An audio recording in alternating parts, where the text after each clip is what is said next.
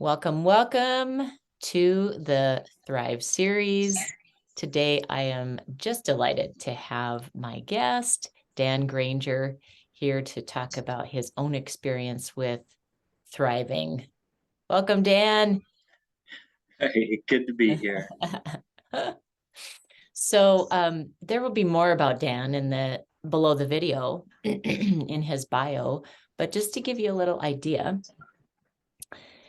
I first encountered Dan in his experience with art. And so I would love to get a little background from you, Dan, about, because I think art and creativity, are one and the same and different. And there's so much treasure in each of those that can expand our sense of thriving. And I'd love to hear how you came to into the world of creativity, how you have pursued all of that, and then where you find yourself today, purposely, on purpose, with purpose, in that amazing location and career that you're in. Yeah, yeah. So it's been a little bit of a journey, but it's been fun. So I started working in construction and manufacturing. So it is creative, but if you said I'm an artist, then you wouldn't expect to hear somebody say that they do construction. But both my parents are very, very artistic, whether they claim to be or not. My mom's always painting on everything, little like vines, and my dad would build all kinds of amazing things. So his brain worked in a very artistic way of visualizing things and then building something to solve whatever problem that was. So I did draw and paint a little bit when I was younger, but I didn't realize that I necessarily wanted to be an artist.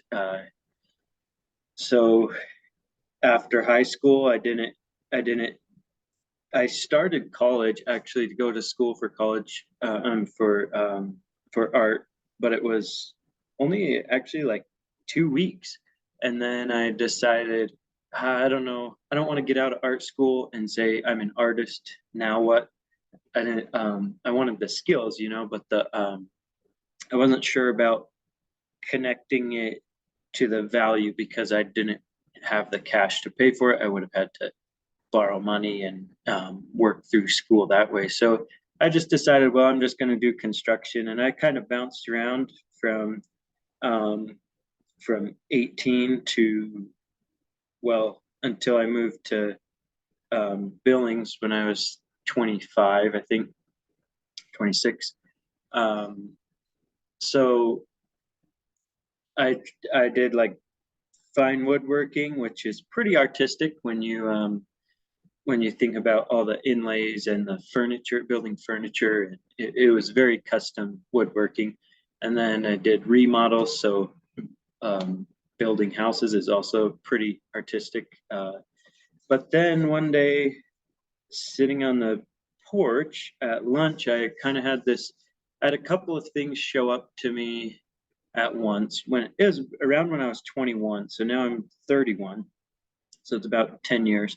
And I had the idea of um, I was reading about an artist that I really like, Roy Lichtenstein, and he is a teacher, and he was a teacher, and he was just teaching and making art, and his art wasn't really like catching on. He would just make this kind of silly art, which was pop art, and but then it ended up catching on, and it just kind of exploded. And I had a feeling like, okay, so what does living the dream mean?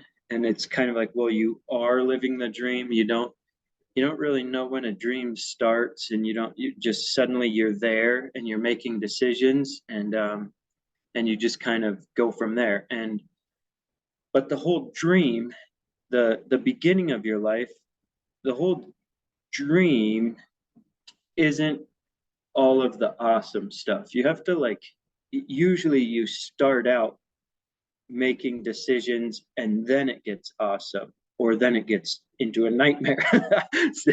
Living the dream can also be a nightmare, but so that kind of just then I realized sitting on that porch eating lunch, I was looking out at the cars driving by, and I realized all of these people are doing whatever they're doing because they started somewhere and decided, I want to be a pilot, and then went to school and followed and chased it, and they became a pilot. The doctor became the doctor.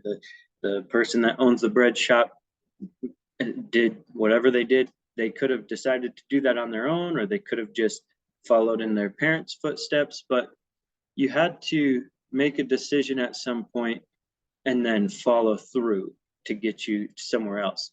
So then I like, well, do I want to do construction? It's like, no, not really. I am very grateful that I learned how to build things, and it's a massive part of who I am today and why I'm doing what I'm doing. But that just made me realize, like, oh, we really can do whatever we want to do if we put our mind to it, make a decision, and try. Like, it's not going to be easy. Nothing ever is.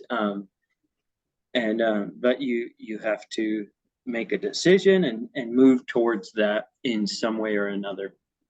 That had a huge influence on me when I was 21. Then I was like, maybe I do want to be an artist, and so I started volunteering at the library in Sheridan, Wyoming, um, to just to help kids start sketching, and then and jumped away from construction and manufacturing and went to, well, I guess still kind of manufacturing and production is screen printing on t-shirts. And so that was a little more into the art world, mixing colors and working with designs and seeing how designs are created.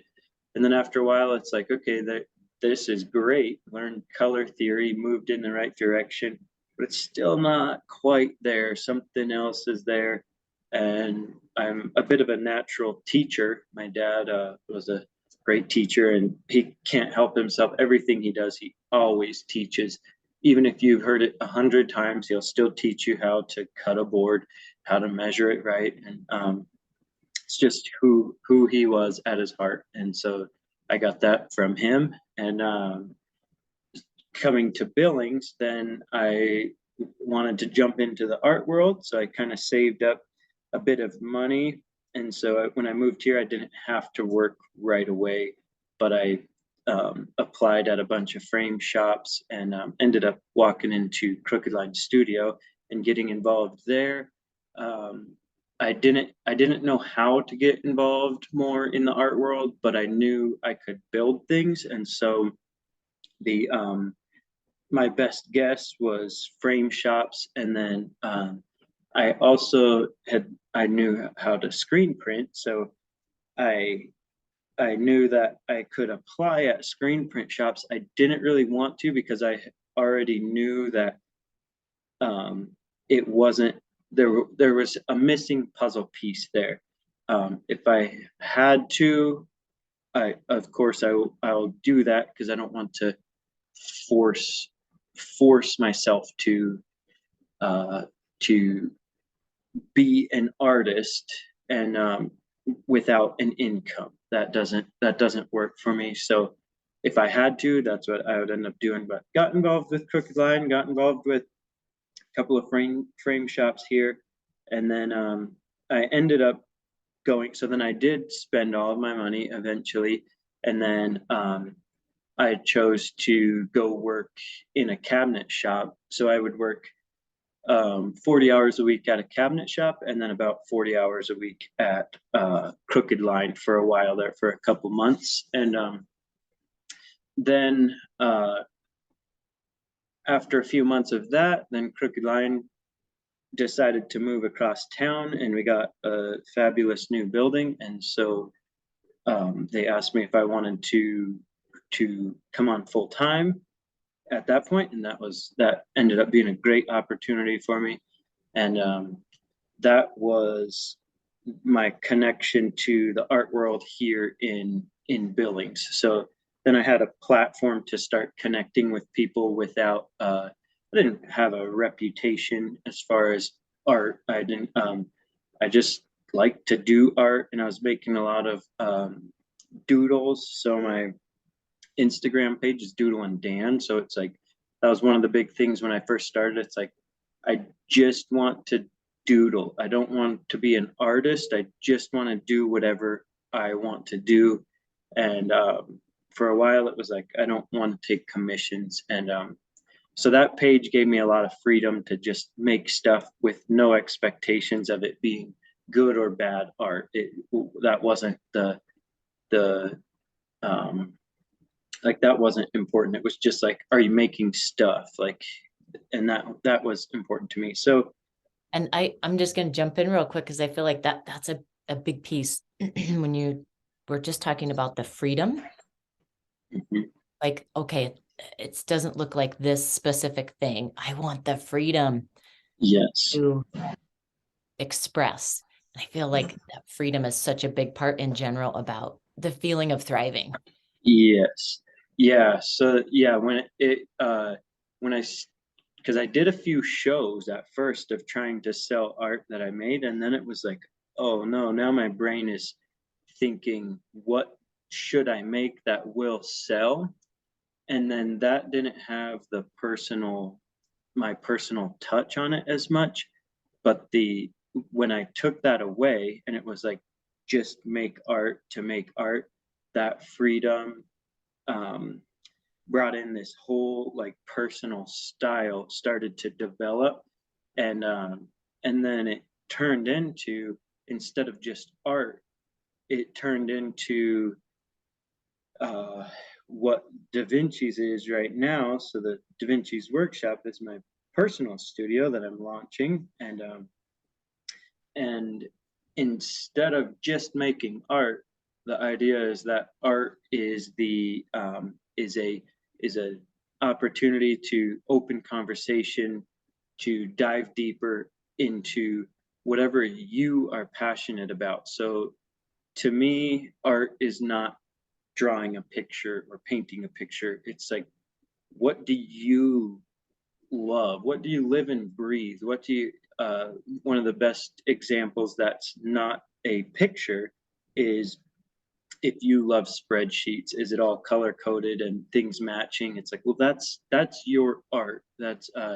And with my doodles that I do, opens the conversation to what do you love to do? Well, how do we collaborate and get you doing more of that and me doing more of whatever I'm working on? So that's the roundabout way is the roundabout thing is just what do we love and how do we um, get you in the seat that you're doing more of what you love.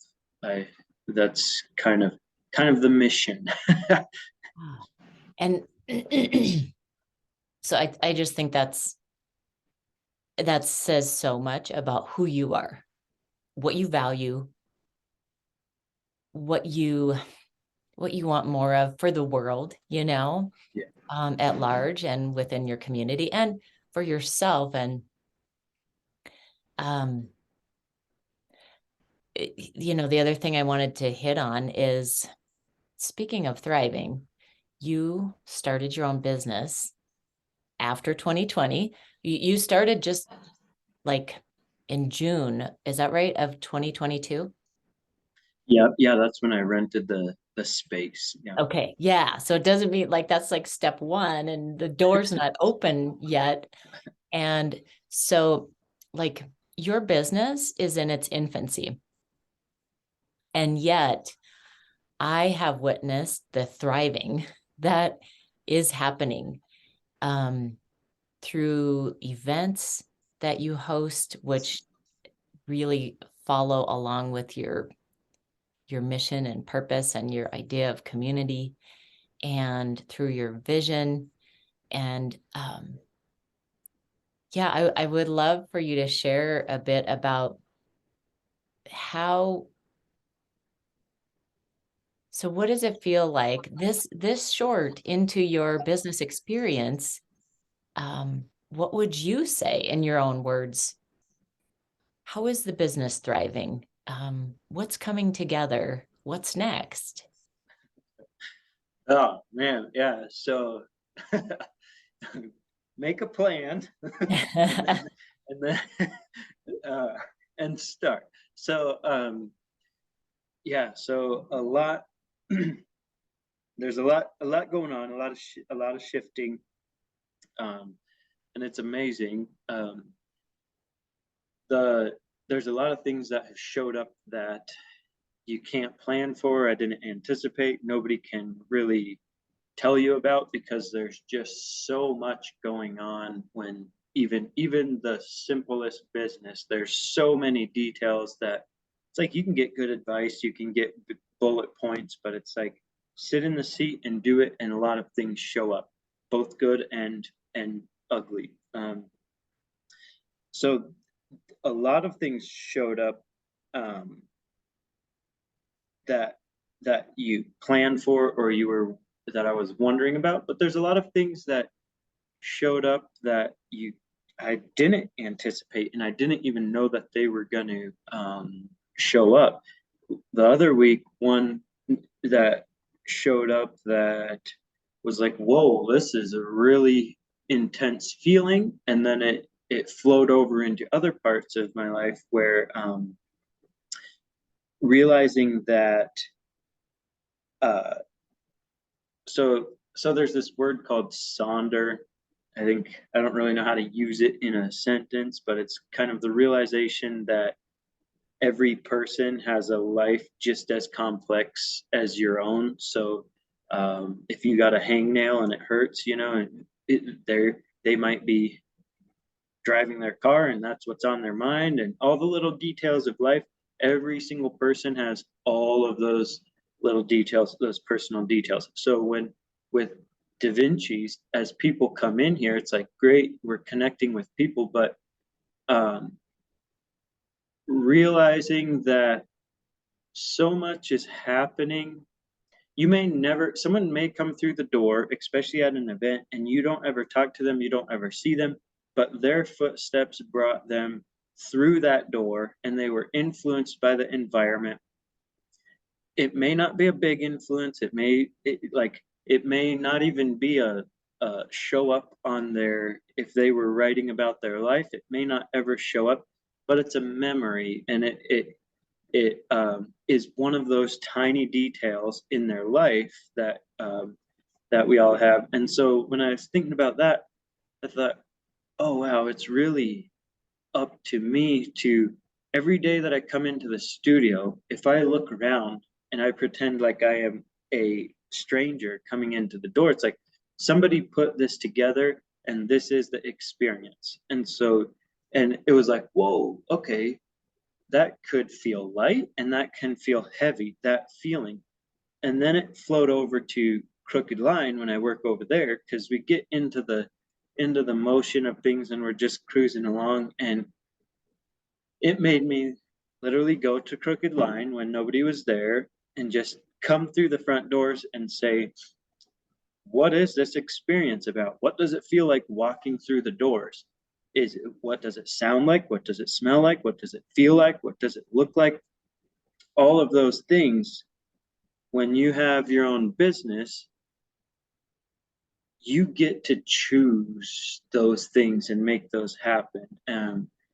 And that feels exciting. That feels, if we're talking about thriving, that feels like a very personalized thing you can offer to the community. Nothing will ever be perfect when someone comes in, but I mean, if you do something as simple as, if you go to your space sometimes we've talked about this in different conversations about how are you setting yourself up for success, or for a good day, or for a good feeling, or how are you setting yourself up to recover from something intense?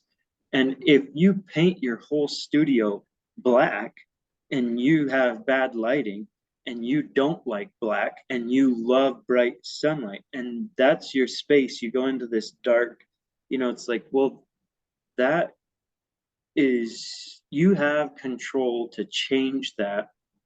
You can put hot pink walls if you want. You can bring in lights. You can put in a window, and creating that space to feel safe, and it's your space. You have that that like the personalized space is so important to being able to thrive or have control of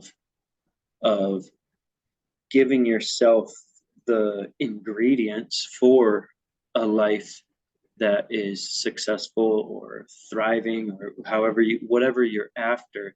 Similar to, if we, whatever we feed ourselves, if you don't feed yourself and you're going through something very stressful, your body's really going to struggle to not only physically be healthy, but you're trying to use limited resources to make decisions and move about your day. So uh, yeah, the a lot of things show up with even communication, personal boundaries of what is okay with friendships, or work friends, or even being more distant, or being closer. I didn't anticipate the relationship work showing up so much with just launching a business, but communication is challenging. It can be really fun, and it can be really hard. But the learning about boundaries, and that boundaries aren't um, boundaries aren't mean. They're not bad. They're not they're they're not limits. You're not really, I mean, it's kind of a limit, but you're not like trapping yourself in when you set a boundary. Instead, you're giving yourself the space to kind of navigate. If you don't have boundaries, you might have too much space, or everything might close in. So giving yourself the boundaries to work and to play and do whatever you're doing allows you um, to make those decisions of, oh, maybe I do want to be an artist, maybe I do want to be a pilot. You kind of take back control of your space, and you can be a better friend if you have your boundaries, and you can be flexible instead of being a yes man. If you're a yes man, I struggle with that sometimes too, where it's like just say yes to too many things, and then before you know it, you don't have time for anything, and you don't have time to reflect, you don't have time to plan for the future. So then everything comes to a screeching halt, or it gets overwhelmed. And just navigation of life. I didn't realize that was going to show up so much with starting your own business. Yeah. It's pretty amazing, isn't it? I've been Yeah. noticing that myself, as like, speaking of boundaries, they're the personal and professional lines are blurred when it's your own business, because you're bringing yourself to the business, and you're creating the business from your your innermost dreams.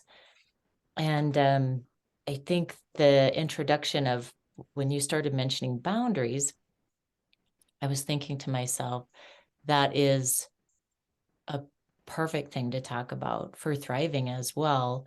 Um, And I was just gonna say, I've started to, it took me a while to think about, like, how can I think about boundaries in a way that sounds and feels and resonates with me in a good way? Like you were saying, like not a limit, but and so one of the things I've discovered is like boundaries, just creating clarity. And I know I love clarity. And I know when we get clarity from other people, we all thrive. And I've come to think of boundaries like our skin. You know, our bodies have this layer that helps protect us from what goes in, what comes out. And it's in that sense, like it is a good thing. It's a necessary thing. It's it's just helpful. Yeah, yeah. Here I love analogies, as you know, but one something that showed up. It's kind of like boundaries, but it's not saying like putting up walls to be boundaries. So there was this idea. I'm not sure where it came from. I've journaled about it a lot, and it's the idea of life as stepping stones. So um, each chapter in your life is a stepping stone. And so it's easy to look back at the past stepping stones and you know where you came from, and and it's pretty easy to say, okay, well, I know if everything falls apart, I can go apply at screen printing because I know how to do that. I can go apply at cabinet shops because I know how to do that. But looking forward, if you're saying, I want to try to do something that I don't know how to do and I don't have any experience, it's like, well, what does that mean? And it's like, we talk about the word pre-paving, so it's kind of a paver, but you're imagining a stepping stone, and it doesn't have walls, but it has edges. So you can kind of define that space. So when I moved here, it's like I want to get involved in the art world. So that's kind of the stepping stone. And it always feels a little nerve-wracking to take that step onto the new stepping stone and say, I'm going to put both feet on this stepping stone. And then when you're there, it's not that you have these walls that things can't come in, but there's edges where things will fall off. And it's like, or if you imagine like a raindrop, if raindrops are opportunity come down, some of them miss your stepping stone, and sometimes it's you don't want all the raindrops on your stepping stone anyways. But if they're hitting the stepping stone, some of them you can absorb. If there gets to be too many, it's going to start running off the edge, and you can't. I mean, at that point, maybe you could build some walls, but it might be time to move to the next stepping stone. And those those edges are your boundaries, where it's like, if one of the big struggles I have in my life is before I started Da Vinci's, when I started working at Crooked Line, it's like I did the work to think through, what do I want to be doing at the end of my life? Nearing the end of my life, I want to work on something throughout my life that at the end of my life, it provides me the opportunity to give back to the community. I want to be able to say, uh, to listen to people and see what they're doing. And if somebody says, hey, we need to build a building here because we have this idea and we want to do this, I want to be able to write a check and say, here you go, I want to invest in you, I like your idea, I want to see this happen, and I have the resources to be able to make that happen. That's where I want to be at the end. If that opportunity is given to me right now, I will blow it. I don't have the experience to be able to do anything with that opportunity. That's a down the path. That's many stepping stones down the road. So it's, if I have that kind of vision, that vision's not like clear cut and dried, but it's a vague idea. I know what I'm moving towards. So then it's you get flags. The more you get in tune with your mission, your vision, whatever you're working on. Um, and it's going to start out not clear at all. Just so you know, if you're saying, well, I don't even know what I like, well, good. Now you stop to realize that that's the stepping stone you're on. There's a whole bunch of stepping stones in between there. So then it feels nervous. You feel nervous to make that next step, but if you can come up with some kind of vision, and it doesn't have to be an end of the life, it could be next week, I want to be doing whatever. That gives you a flag, something to hang on to move towards. Then to make it to next week, you can't do that today. It's not possible. Time has to pass. You have to have the life experience from now until then. So then it makes it easier to say, okay, I want to take care of myself today. I want to eat lunch. I want to um, do my chores because I want to do this thing next week. That goal and then the experience, it makes you feel okay with stepping to that next stepping stone and being uncomfortable with the mystery because you're going to figure it out. And then eventually there will be some flags that start to tell you, oh, should I, is this flag telling me I should move to a new town? Is this flag telling me I've got what I needed out of this job, this experience, this relationship, this friendship? Is it time for the next stepping stone? And it's always going to feel like I don't want to take the step. Like, what if I have such a good friendship with this person? If I move out of this town, then what? And it's like, well, there's going to be the next person that you're supposed to connect with, or maybe the next job that's going to give you the next thing to bring you to that next level. And it's not even like a level going up and up and up and up. It could be just going sideways, or it's just shifting. Life isn't like this ladder where at the end of it we're at the top of the highest tower. It's just more of a path of just kind of scooting around. But, so with a lot of words, that's the story.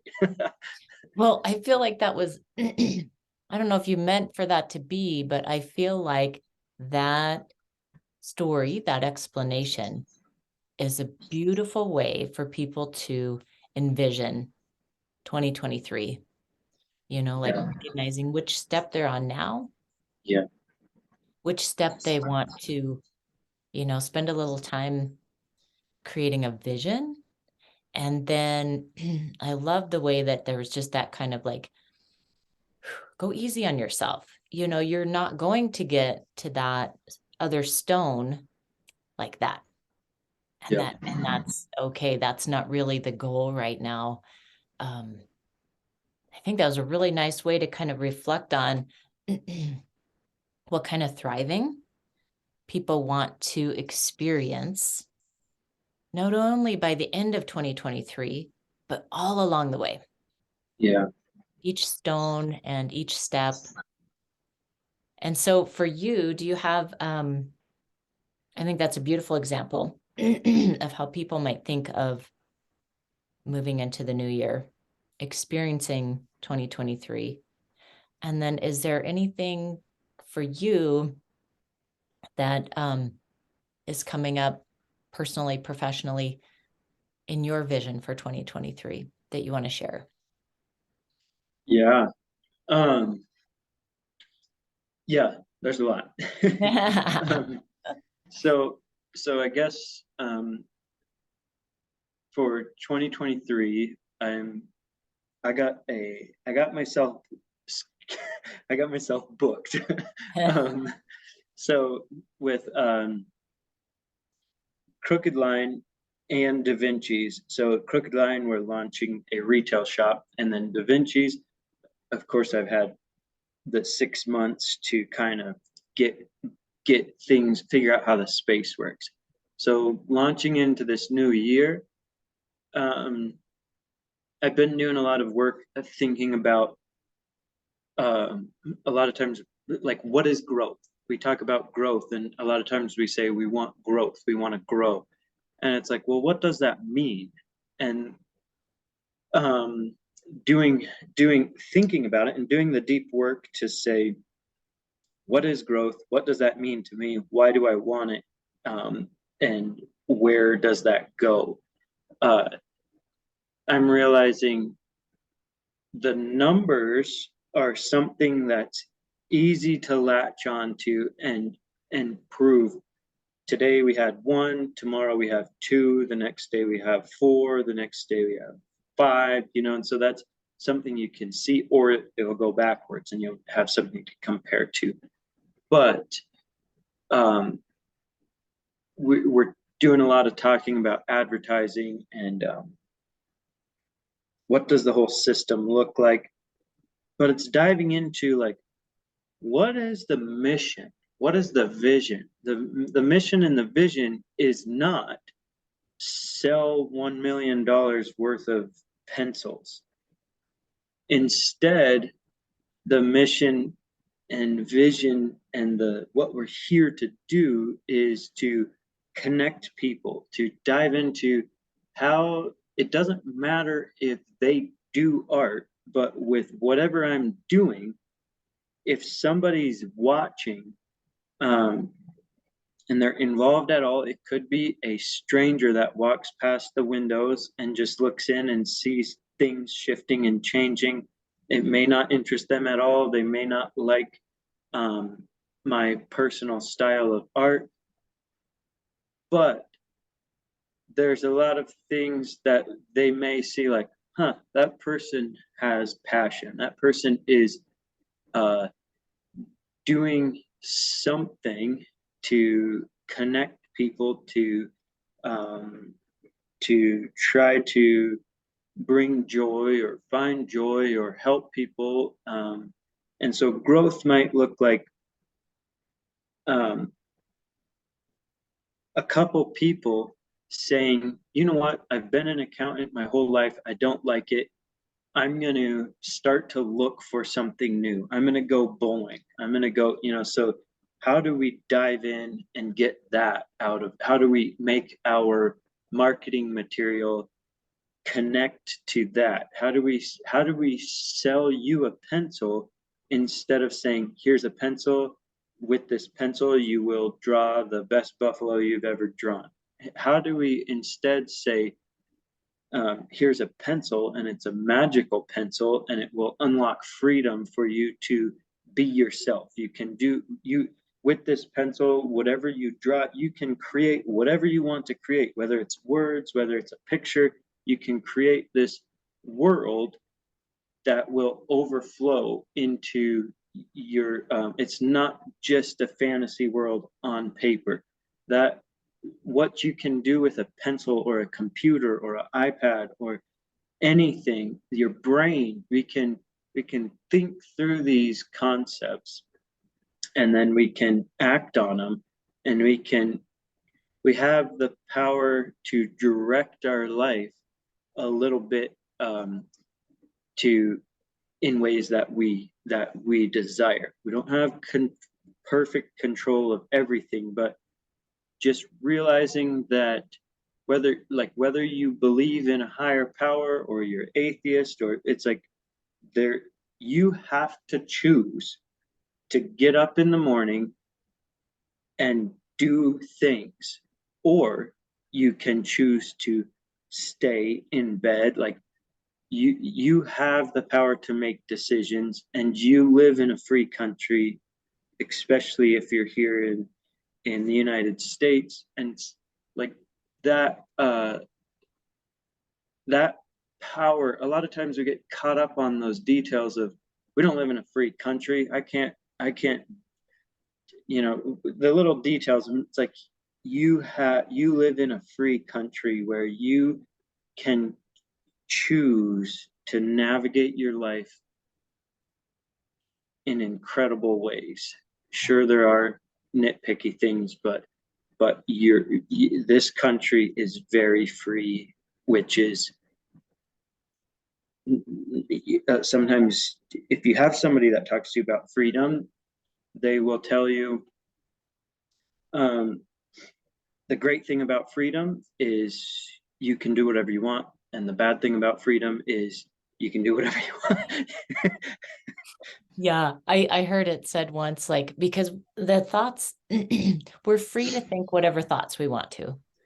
And I heard it said once, we're so free, right, with our thoughts, at least. Like, I think no matter where you are in the world, you could agree with that. Um, we're so free that we could choose bondage, in our Yes. mind. And our minds are powerful. And I feel like what you were hitting on there, like about it is so much about possibility and potential. When you were talking about it's not just a pencil, and that's how you live your life. That's what Da Vinci's is about. And that's a big part of your own personal and professional thriving is that you believe in possibility and potential and you want to share that to whoever you come in contact with. I don't, would you say that's, I mean, that's just me kind of like, is that Yes, accurate? yes, it is. Yeah, I'm really passionate about um, choosing to do what you want to do, connecting people, and moving in a way that you see fit. Like it's real easy, especially when information is so you can access information so easily with um, social media, the internet, all the ways we have amazing libraries, we have access to information. It's really easy to get caught up in the mentality uh, that you're not just put on earth um, to work and pay taxes and then die. And it's like, well, okay, let's dig deeper. Let's dig deeper there. It's yes, it costs something to live. But if you go backwards, go backwards, go backwards, it's like do away with government, do away with like go back to uh do you want to live in the jungle with no resources, no roads, and just be an animal? Some people will say yes. Myself, no. I love that there's a system that I can launch a business like this and I can rent this space from somebody. Somebody's charging me to use this space. I love that. Yes, you're not put here for somebody to come in and say, you have to deliver mail. That's a bit much. But it's your responsibility. It's your not even responsibility. It's you have the freedom to choose to deliver mail. Um, one of the big things that launched me into getting more involved in art was when I was working in the cabinet shop. I realized that when I would go to work, it was like, here we are again, coming to work. And I was searching for something else, but I wasn't like negative where I came in and said this job sucks. It wasn't to that point, but I was like living for the weekend, and it was like, yeah, I guess this is what I do. But then on the weekend, it wasn't like I'm working on another ship alongside the ship to step to or kind of the next stepping stone, you know. Um, And then I watched my brother come into the shop and he's like, I'm going to build you the best cabinet you've ever had. It can be glow in the dark and have the best handles. It's going to change your life. I was like, man, that's who I want to build my cabinets, you know? And so then I realized I'm in the wrong seat. So if you have the mentality that you are, all I do is work, go to work, come home, do chores, and then I'm just here as a robot and somebody's taking advantage of me and that's all I'm here to do. It's like, well, you're in someone else's seat. It's like, get out of that seat. It's move. Somebody else wants that seat and somebody else there's the seat open for you to move to that won't make you feel that way. If you feel connected to nature and you want to be in nature, go to Yellowstone and be a guide. Go, there's like start a project where you're bringing people fishing on the river. There are the jobs for the people that want to be connected to nature and want to be out in the woods for 9 months straight and not talk to anybody else. Yeah. Go be a scientist and go explore the South Pole. Like, there's the job for you. Or that will drive me nuts. My mom has a space in the mountains. There's no electricity, no water, no. And I'm like, I do not want to be there. Everything I do is about people and connection. And if I do art, it's for other people to see. That's not every artist's mission and vision. So even within, once you get it kind of narrowed down, even if it's an artist, there's an artist that loves to share their process, and there's an artist that is very protected. Those are two different roles. So it might not be, I'm an accountant, I hate it, I'm going to go work at SeaWorld. It might be like, I don't like this kind of accounting, and I'm going to shift to this accounting, or only doing accounting for these kinds of people or these kinds of businesses. So it could be little shifts, or it's not always that massive quit everything and move and go to move into Japan and start a new life. Doesn't have to be It, extreme. yeah, Oh, could be taking a different route to work. yeah, yeah. I love that. I feel like that, and the idea of like change seats. If you're not in the right seat, change seats. Yeah, And I yeah. feel like that just It's epitomizes it rude. so It's well. rude to be Yes. in that, to go to Be in the that wrong job seat. that you don't like and is driving you nuts. You're keeping that job from somebody Somebody that's else. passionate about it. Yes. Yes. That's so powerful. Dan, I feel like that's just like that wrapped it up perfectly. Yeah, Thank you. Thank you so much for sharing your time, for sharing your heart, for sharing your passion. Um, and check out below. You can see where you can follow Dan. You can see what Dan and Da Vinci's workshop are up to. And it was just a pleasure spending time with you. yeah, Here's to driving in the new year, Dan. yeah. Like, yeah. Surround yourself with people that want to thrive, and you will also thrive. Absolutely. Thank you, Dan. You bet.